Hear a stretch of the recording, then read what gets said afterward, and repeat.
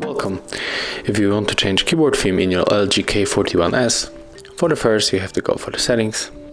Right now let's scroll down, tap on the system, click on the language and keyboard, go for the manage keyboards, and right now you have to choose the keyboard that you are using, and in my case this is the Gboard. Right now enter theme,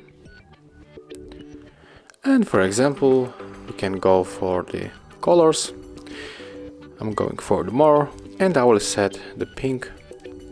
So click on it, then tap on the apply, and right now when we want to use our keyboard, for example we can enter the messages.